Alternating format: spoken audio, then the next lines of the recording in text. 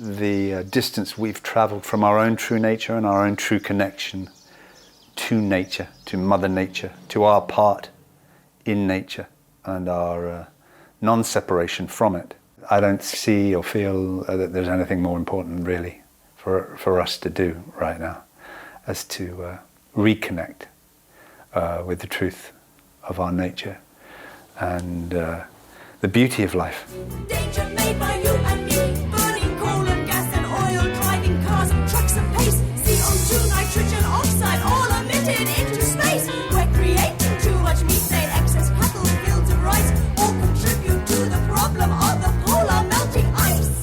Each person on this planet were to see how close we are to some terrible disaster, they will surely change and care. If each person on this planet were to see how close we are to some terrible disaster. So in these uncertain times, everything is shifting and changing. And strangely enough, we've been brought to a place of thinking by this virus we're all dealing with, that we all need to change our attitudes towards our life, how we live our life, need to become much more earth-friendly in our ways of being.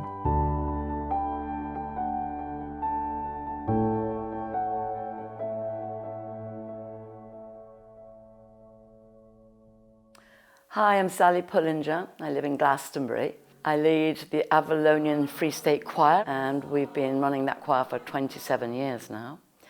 I also have a goddess-loving rock band called Divine Roots. I've been a musician all my life. I play cello, piano. My favourite occupation is writing songs. I'm Charles Hazelwood. I'm a musician, Somerset-based musician, and I want to talk to you about Sally Pullinger. She is kind of like the Renaissance woman of these parts. She's a channeler, she's a healer, she's a counsellor, she's a therapist, she's a musician, she's a songstress, she's a bard in a way. When she told me ages ago that she'd written a musical, a rock musical, an eco-rock musical called Voices of Earth, and then recently contacted me to say that now she felt 30 years since she wrote the pieces, now was the time to try and get it on with some new material and so on. I thought, wow, yeah, I mean, never has there been a more prescient moment. CO2, CO2, infrared just can't get through. CFC, CFC, danger made by you and me. Will our Earth become a green? The coronavirus pandemic has highlighted just how interdependent and connected we all are. We're only as strong as the most vulnerable members of our communities. It's also shown the delicate and fragile nature of the man-made system we live under. The planet is what we need to survive. Money is just a human construct. Voices of the Earth is the name of my eco-rock opera.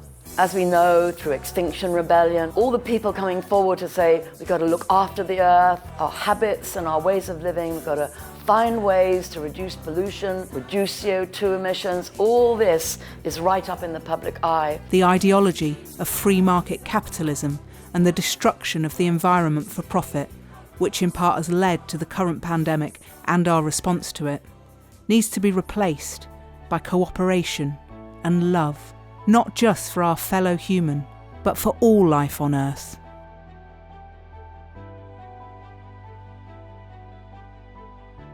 The cage we put our animals in is like the cage that's gone around our heart, that's developed around our heart, that makes us impermeable to the suffering of, and lose our empathy completely. And we've drifted so far that that's how we've got to the phase we've got to, where we're in a life-destructive culture, not a life-supportive, a life-sustaining.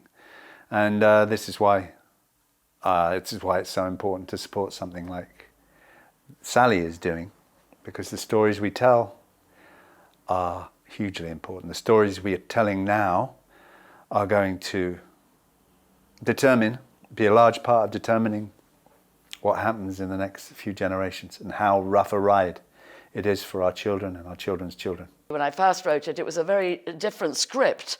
I didn't have lots of eco-activist young people coming forward then. We need to stop talking about the world's problems and go out there to make a difference. The main reason I'm here today is because of my sister Kathy. I think we all need who showed me and educated me about what we're doing to our own planet. I think that we all need someone to inspire us to change. And if we come together as a community, as we are now, we can definitely do it. Change is coming whether you like it or not. The real power belongs to the people. Music is the most universal language we have. It speaks to people in a way beyond any dialect or tongue. So surely putting on a show which is a mixture of dance, of song, of multimedia, is the way to take practical action, or at least to catalyse practical action, because God knows we need it. The time is now. Voices of Earth is the project to get behind, so I wish it every success. So in order to really bring this message across, I've used every possible tool. Incredible sacred dancers who can bring the atmosphere of devotion and dedication, really colourful costumes, a lot of incredible film footage showing the facts about what's going on Earth. Also, it's written to bring hope, to really give us ideas of how we can make changes in our personal lives, in our community lives, what we can do to make a difference. What is it that we choose to do in our lifetimes? How do we choose to participate in this world that can create a better world for the future? All that happens when a community comes together to create a colourful production like this, that it's educational, it's informative, it's inspirational, and that action, it's an action in itself that will lead to more actions. It's hugely important to act, because in a way it helps to crack through that cage that we've put around our hearts. Our culture makes us think that we can't make a difference. That's part of the nature of it. So acting is saying, actually, yes, I do love life, and yes, I can make a difference. Actually, we're all together in this, and people taking action has changed the course of our history before. So if at this time you do have any spare money to give, we are working on the rock opera, we are making changes, we are adapting it to this ever-changing situation and bringing forward into the public eye all the issues which most deeply concern our future as human beings on this planet Earth, and the future of the Earth itself, the well-being of all creatures, of all plants, of all life here upon the Earth.